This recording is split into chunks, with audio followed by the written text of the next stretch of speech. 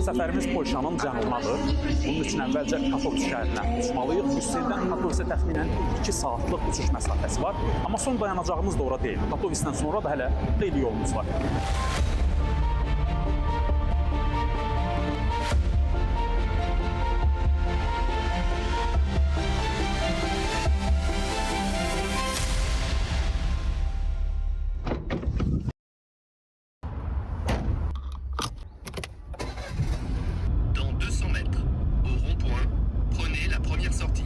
Katowice Polşanın cənubunda Silesiya bölgəsində yerləşən kiçik sənaye şəhəridir. 321 min əhalisi var. İndi biz Katowice'dən də daha kiçik olan, cəmi 40 min əhalisi olan, amma təəssüf ki, bütün dünyada Katowice'dən daha məşhur olan başqa bir şəhərə, Osvencimə gedirik. Və nəhayət buradayıq. Auschwitz-Birkenau ölüm düşərgəsi. İnsanın insan olduğu üçün utanmalı olduğu bir yer varsa planetdə, bax o buradır.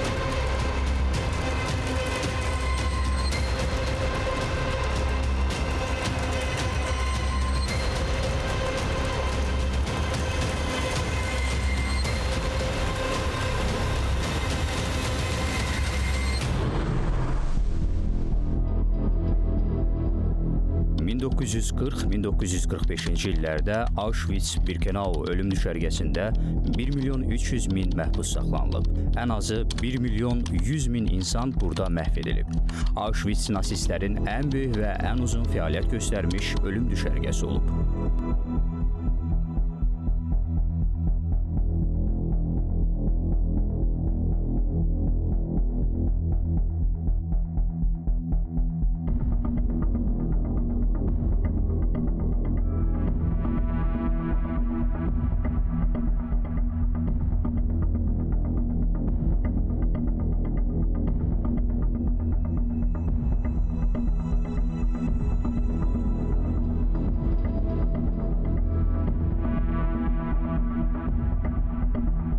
Nasistlərin Yəhudi məsələsini həll etməsi üçün buranı seçməsi təsadüfi deyildi. Osvencim gözdən uzaq bir yerdir və burada artıq Polşa ordusuna məxsus köhnə kazarma var idi. Yeni barakların inşası, krematoriyanın, qaz kameralarının qurulması və cəhənnəm hazırdır. 1940-cı ilin iyunundan başlayaraq artıq bura 3-cü Reyxin nəzarətində olan digər ərazilərdən insanlar gətirilməyə başlayır. Onların böyük əksəriyyəti Yəhudilər idi, amma aralarında Yunanlar, Rumunlar, Sovet əsirləri də var idi. Heyvan və yük daşınması üçün nəzərdə tutulan vaqonlara 100-150 qoca, cavan, uşaq doldururdular və bu insanlar bəzən 7-8 gün yol gəlməli olurdular. Bura çatanda, vaqonların qapısı açılanda artıq onların bir qisminin öldüyünü görürdülər. Burada baş verənlərin detallarına vardıqda istər-istəməz insan düşünür ki, elə yolda bura gələrkən həyatını itirənlər bəlkə də ən şanslıları idi.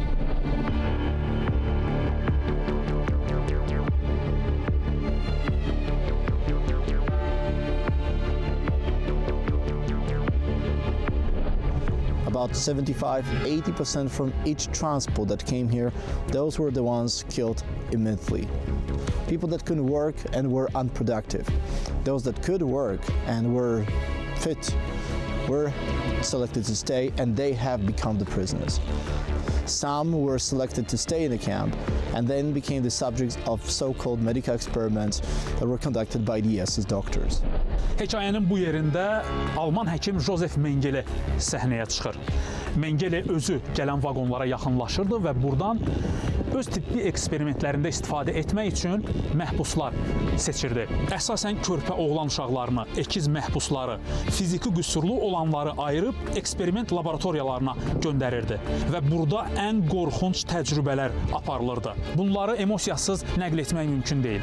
Narkozsuz kastrasiya əməliyyatları, rentgen şüaları ilə sterilizasiya, kimyəvi maddələri məhbusların bədəninə yeridib nəticələri qeyd edirdi. körpə uşaqların gözlərinə fərqli kimyəvi maddələr vurub rəngini dəyişməyə çalışırdı. Bir dəfə hətta Mengele iki əkiz insanı bir-birinə birləşdirib Siam əkizi yaratmağa çalışmışdı. Bu qorxunc eksperimentlərə görə Josef Mengeleni Auschwitz'in ölüm mələyi adlandırırdılar.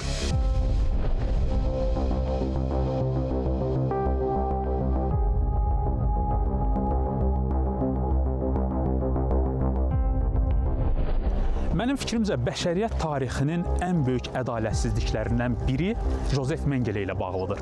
Minlərlə insana işgəncə verərək öldürən, yüzlərlə uşağı ömürlük şikəst edən bu adam son nəfəsinə qədər məsuliyyətdən yayına bilib. 35 il Mengele Cənubi Amerikada müxtəlif adlar altında gizlənib. 1979-cu ildə Braziliyada okeanda çimərkən ikinci dəfə insult keçirərək batıb. Yəni belə bir adam öz əcəli ilə ölüb. 68 yaşında.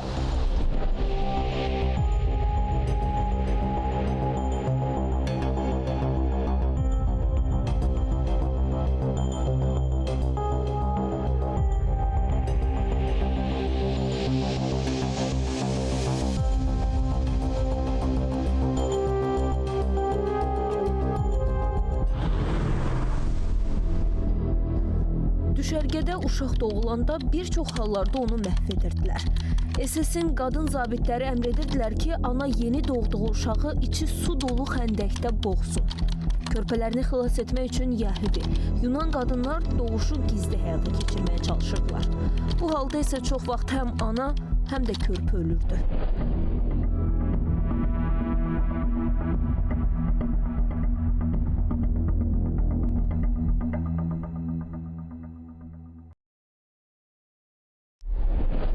Many of those prisoners taken to Block 11 never returned to the camp alive. One of those reasons why they did not return to the camp is the fact that the court, Gestapo court, held sessions in Block 11. Fake sessions, thousands of prisoners sentenced to death by the court, sometimes in just a few minutes. In the basement of Block 11, Germans also had punishment cells, in total 28. Some of those cells were for standing, cell number 22 with 4 small standing cells with little openings for the air and 4 people in each cell that was just 90 by 90. They also had cell number 20, dark cell, where they kept up to 40 people together with little one opening for the air. And there was also cell number 18, starvation cell, in which they were starved to death.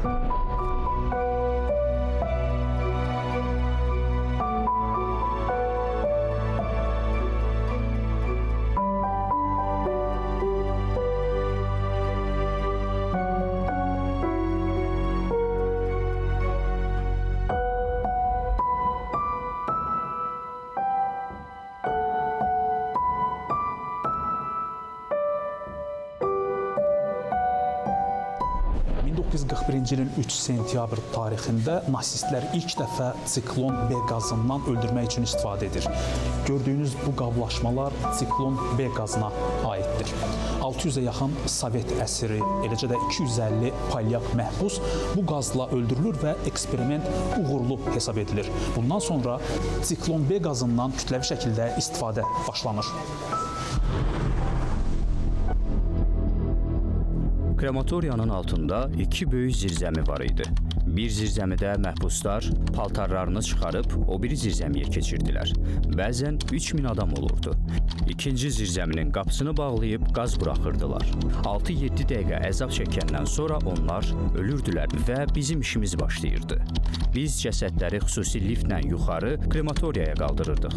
Bir cəsədin yandırılmasından sonra təxminən 640 qram kül qalırdı.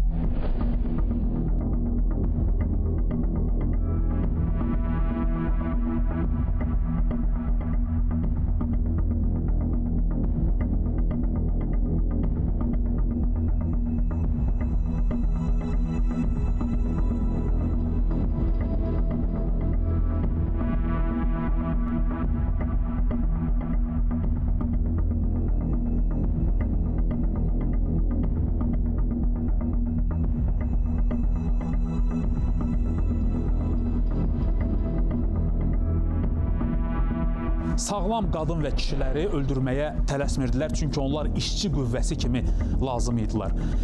Düşərgənin fəaliyyət göstərdiyi 5 il ərzində 405 minə yaxın işçi ağır şərtlər altında burada işləyib. Onların 340 min nəfəri ya işin ağırlığından, ya da iş zamanı gördükləri işgəncədən həyatını itirib. Belə bir hadisə də baş verib burada. Minlərlə yəhudini işləmək adı altında ölümdən xilas edən Oskar Schindlerin siyahısında olan 300-ə yaxın məhbus da səhvən bura gətirilib. Amma o, vaxtında tədbirlər görərək onları Auschwitz'dən çıxara bilib. He's on the list. Let's find him. Stern! Stern! Stern! Itzhak, Stern! Stop the train! It's here! Stop the train! Based on the records, German documents that survived the war, we know that at least 900 people, prisoners of the camp, tried to escape from Auschwitz during the war. We also know that only about 200 of them succeed. They were not found after the escape. Around Auschwitz, Germans created also special zone of interest that they controlled the whole time, about 40 square kilometers. Unfortunately, many of those people that tried to escape were found, brought to the camp, and many of them, unfortunately, for this reason, lost their lives, were killed by the Germans. And we are standing now in a place where in 1943, in July, the biggest public execution by hanging took place. 12 Polish prisoners at once were hanged, and that took place after one of the escapes. To show it was an example for the other prisoners what will happen if they will help to the ones that will escape, try to escape from the camp. Warning for the other prisoners: fear can be the easiest way to control people.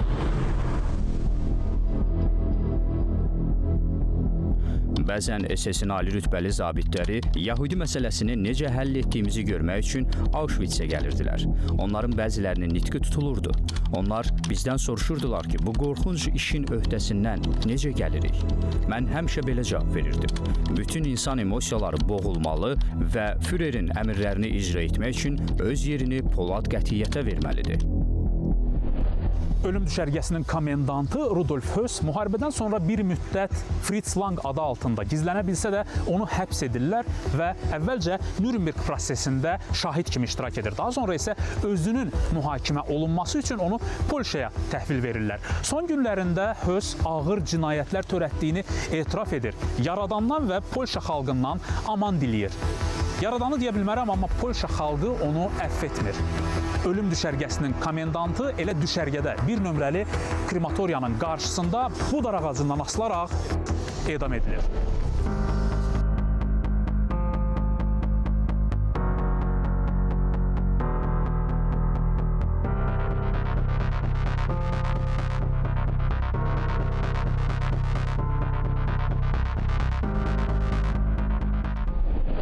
Before the liberation of the camp took place, Germans were trying to hide the evidence. They set fire to the warehouses where they kept the belongings taken from the Jews that were murdered in the camp. They blown up the gas chambers and of course tried to destroy the records. 56,000 prisoners in 3 days were evacuated from Auschwitz and made to walk to the places that were many kilometers from here. They died because of the cold, were killed by the Germans if they were slowing the others. At least 10,000 people were killed or died during the evacuation of the camp. Only 7,500 prisoners were found alive in Auschwitz by the Soviets after the liberation that took place on the 27th of January 1945.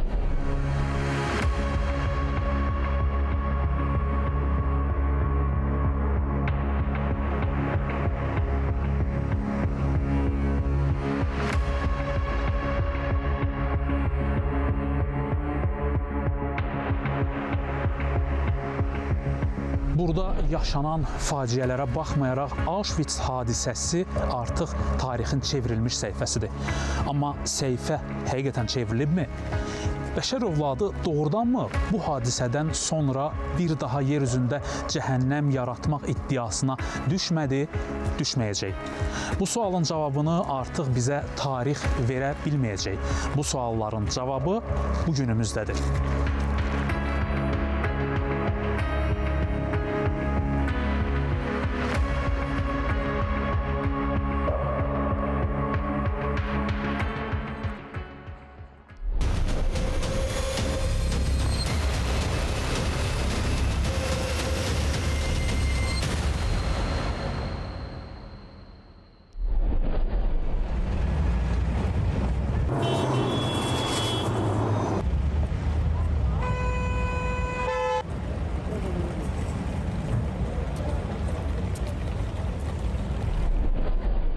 Auschwitz-Birkenau ölüm düşərgəsinin Sovet əskərləri tərəfindən azad edilməsindən ötən 80 il ərzində Avropada baş verən siyasi proseslərin dərindən təhlili reallığı bütün çılpaqlığı ilə göz önünə sərir.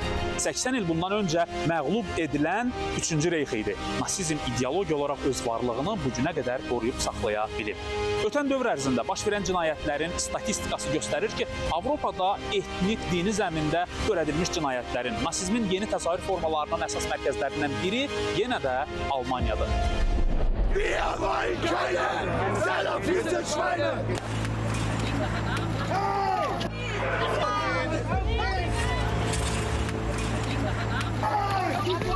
Almaniyada etnik cinayətlərin izi bizi Zolingen şəhərinə gətirib çıxardı. Bax, gördüyünüz bu boşluqda 32 il bundan əvvələ qədər 3 mərtəbəli bir ev yerləşirdi və evdə böyük bir türk ailəsi yaşayırdı. Vaxtilə Almaniyaya işçi kimi gəlmiş, qanunlara əməl edərək zəhməti ilə bu ölkədə həyatını davam etdirən qürbətçi adlandırdığımız yüzlərlə türk ailələrindən biri. Ta ki 1993-cü ilin mayın 28-dən 29-una keçən gecəyə qədər. Həmin gecə 4 neonasist evə hücum edib onu yandırır. Nəticədə türk ailəsinin 3 az yaşlı olmaqla 5 üzvü yanaraq həyatını itirir.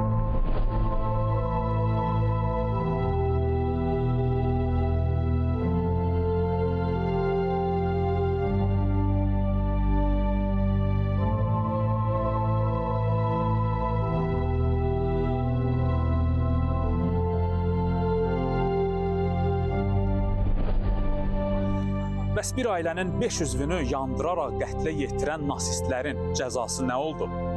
Onların məhkəməsində bütün yüngülləşdirici hallar nəzərə alınmışdı. 3-ünə cəmi 10, birinə isə 15 il həbs cəzası verilmişdi. Bu cəzanın da cəmi 7 ilini çəkərək çoxdan azadlığa çıxıblar və həyatlarına davam edirlər.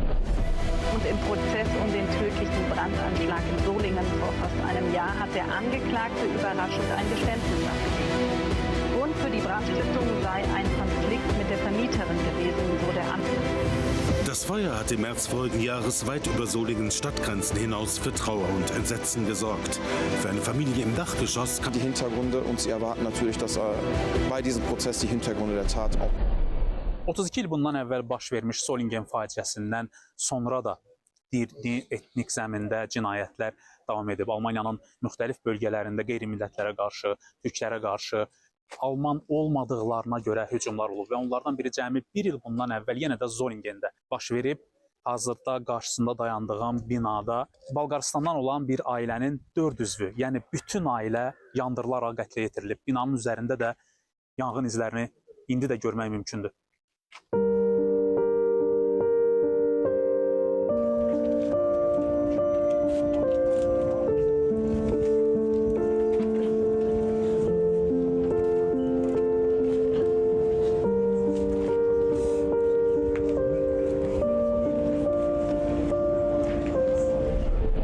Yaşında önce burada oturuyormuş.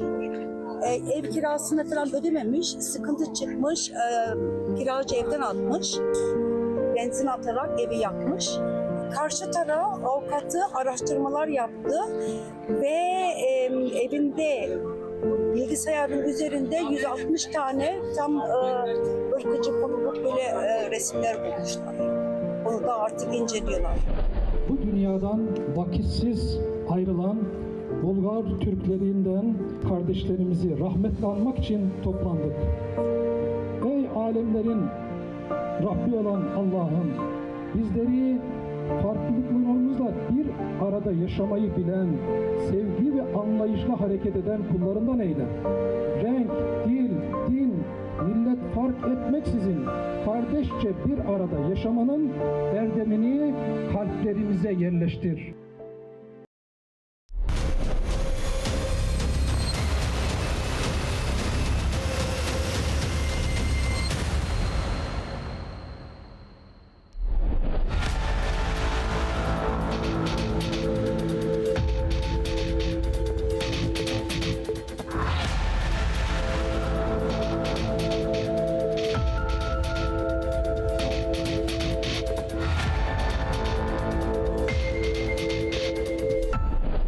Fransada millətçilik, rasizm Almaniyadakı neonasizmdən bir qədər fərqlidir.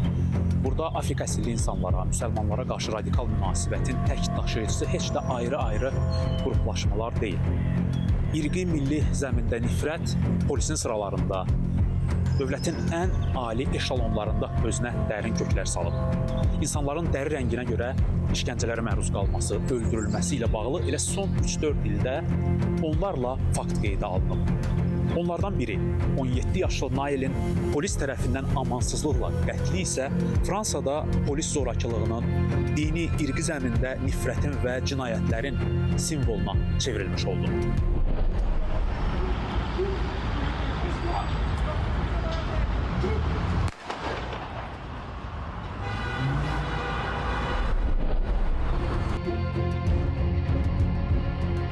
Hadisə baş verəndən sonra Fransa Daxili İşlər Nazirliyi belə bir açıqlama yaydı ki, güya Nail polislərin üzərinə maşın sürüb, onları öldürmək istəyib, ona görə də polislər məcbur olub onu vurublar.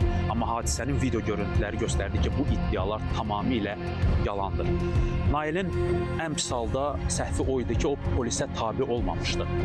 Bir də Nailin əsas günahı o idi ki, o mavi qanlı fransız deyildi və bunun da bədəlini həyatı ilə ödədi.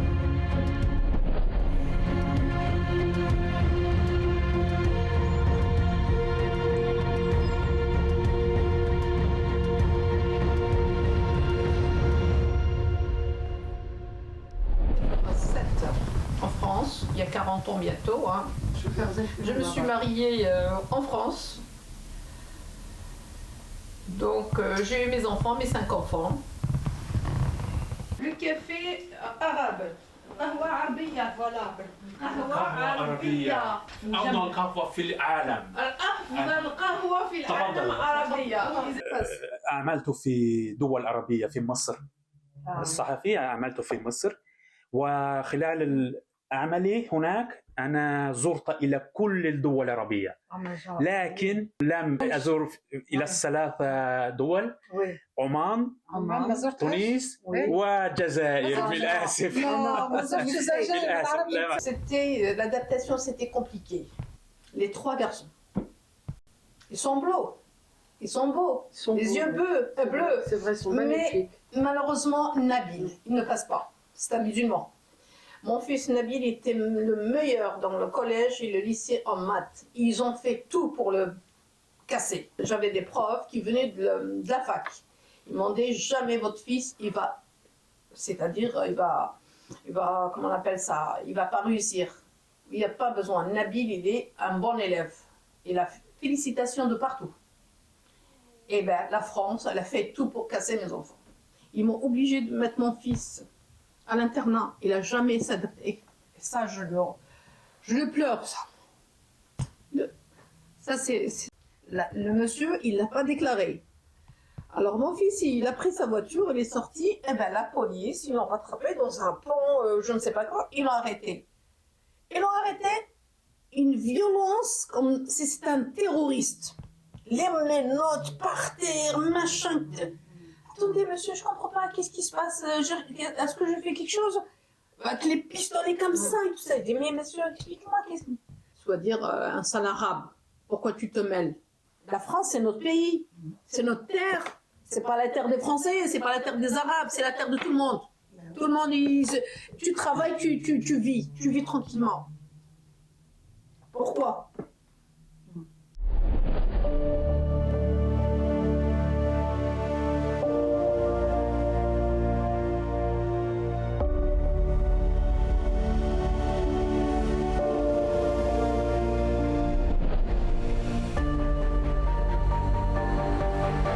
Qısa bir müddət bundan öncə Fransa cəmiyyəti yeni bir qalmaqalla çalxalandı. Prezident Macron səhiyyə məsələlərini müzakirə edərkən xəstəxanalardakı problemlərin çoxunun Mamadoulardan qaynaqlandığını dedi. Mamadou deyəndə Macron kinayə ilə Afrika əsilli vətəndaşları nəzərdə tuturdu. Əhalisinin 10%-ə yaxınının Afrika əsilli olduğu bir ölkənin prezidentinin işlətdiyi ifadəyə baxın. Əgər bu tək belə hal olsaydı, onda bunu Macronun aşağı əyarlı şəxsi keyfiyyətləri ilə əlaqələndirib məsələnin üstündən keçmək olardı. Amma bu cür irqçilik halları onlarladır və ölkənin ali qanunverici orqanı Milli Assambleyada irqçilikdən kənarda deyil. absolue. Les prévisions météo indiquent une détérioration significative du climat.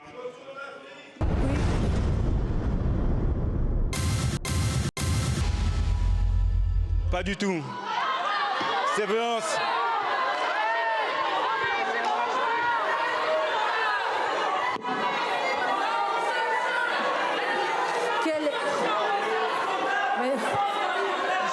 Quel est le député qui vient de prononcer cette phrase? Pardon? Mais... Et vous, après, vous mettez ça ici, là, tranquille, d'accord? On va faire des belles choses, des sadakas pour le ramadan. Asdin Ouis, 45 ans. Je suis né à Corbeil-Essonnes. Je suis français de confession musulmane. Viens là-bas, j'ai gardé ici. Tu attendais là-bas? Tu attendais là-bas? C'est bon. Mes parents sont arrivés en France dans les années 70 pour travailler, parce que la France avait besoin de main-d'œuvre pour construire les quartiers. Et on a fait appel à cette main-d'œuvre qui était pas chère et peu qualifiée. Mon père est venu en France, il s'est intégré ici, il a construit une famille, il a construit une vie autour de valeurs, de courage, de travail. Et voilà, grâce aux Algériens, on a construit une partie de la France. Je suis responsable d'une association qui accompagne des publics qui sont en difficulté, donc en précarité sociale, économique et financière. Et donc moi, voilà, notre association répond aussi à une demande par rapport à la crise alimentaire. Par exemple, nous, on accompagne aussi, on soutient des familles, des habitants de Corbeil-Essonnes. Un colis alimentaire, vous l'avez bien vu, nous on donne, on est des Français, on est de confession musulmane, mais on va donner à des Français de souche, à des Blancs. Là, c'est que les... Ça va, Carole? Tu vas bien?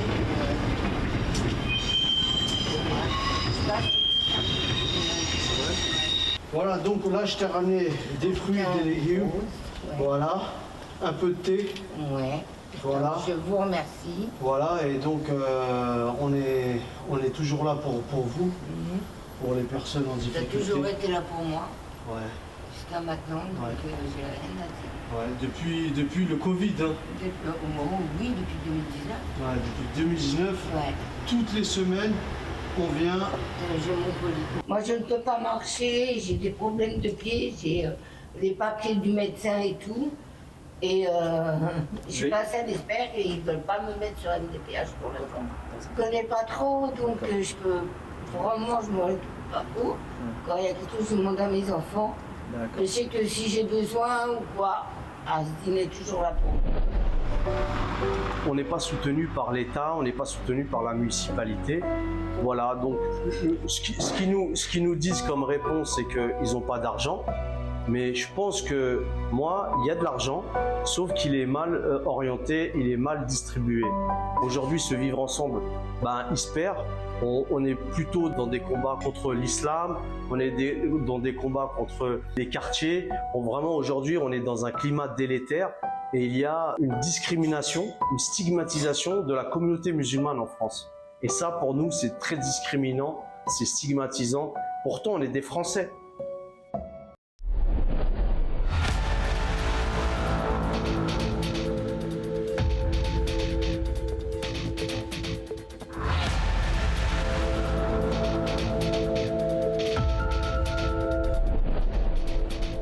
Fransız milliyyətçiliyinin Alman nasizmindən fərqləndiyini artıq vurğulamışıq. Almanlar keçmişdə törədilmiş cinayətlərin, xüsusilə də Yəhudi soyqırımının məsuliyyətini etiraf edib, buna görə üzr istəyib, kompensasiya edib. Almaniya hakimiyyəti belə halların təkrar olunmaması üçün müəyyən addımlar atır, ya da ən azı addımlar atırmış kimi görünür. Fransada isə bu da yoxdur. 19-cu əsrdə hərbi qənimət olaraq Fransaya gətirilmiş və hələ də İnsan Muzeyində saxlanılan Əlcəzair döyüşçülərinin kəllə sümükləri hələ də Əlcəzairə geri qaytarılmayıb. Afrikada törədilmiş müharibə cinayətlərinə görə, nüvə sınaqlarının yol açdığı faciələrə görə üzr istənilməyib, bu məsuliyyət etiraf edilməyib və kompensasiya ödənməyib.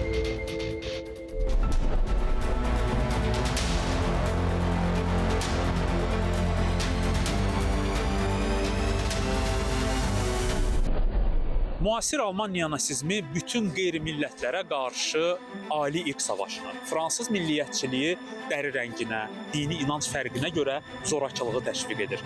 Biz film boyunca Almaniyadan, Fransadan danışdıq, amma bu cür yanaşma, belə radikal çağırışlar digər Avropa ölkələrində də sürətlə populyarlaşmaqdadır. Beləcə 80 ilin sualına tərəddüdsüz cavab vermək getdikcə çətinləşir.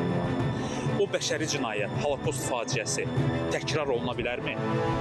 İçində humanizm zərrəsi olan hər bir fərdin bu suala dəqiq cavabı olmalıdır. Əks təqdirdə cavabı onlar verəcəklər.